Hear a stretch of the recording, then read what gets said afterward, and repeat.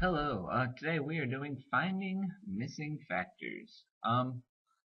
Before we get started with finding missing factors, I want to review what a factor is. So if you could copy down the problem on your paper, 5 times 6 equals 30.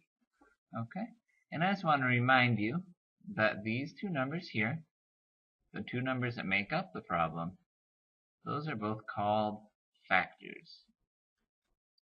And the answer to a multiplication problem is called the product. So write that down on your paper, just a little refresher, and then we're going to look at how to solve a problem with missing factors. Okay, so let's look at these two problems now that have missing factors. And you can see here I'm going to ring in the red. We have 6 times n is 18, and n times 5 is 20. And this is very similar to when we did the addition that had the missing numbers, except this time it's going to be multiplication with the missing numbers. So what we're going to look at is 6 times what number equals 18. So we need to think back to our multiplication facts. How many 6's does it take me to get 18? 6 times what number will equal 18? So we can use repeated addition. I can go 6 plus 6, I know that's 12.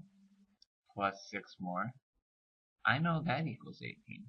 So I could say n equals 3 because it took me 1, 2, 3 6's to get to 18.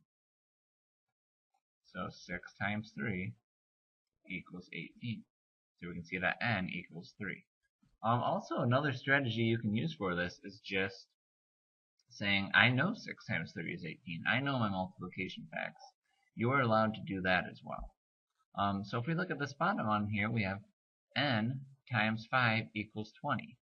So what number times 5 equals 20? Again, I can use repeated addition with that 5, and I can count up. I can go 5, 10, 15, 20.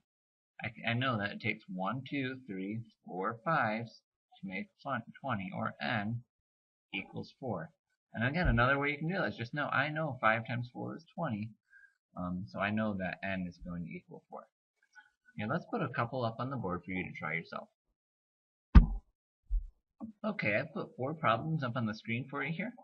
2 times n equals 18, 3 times n equals 21, n times 3 equals 12, and n times 10 equals 80. Go ahead and pause the video for a minute, give those a shot, and then we'll unpause it and see how you did on those 4 problems.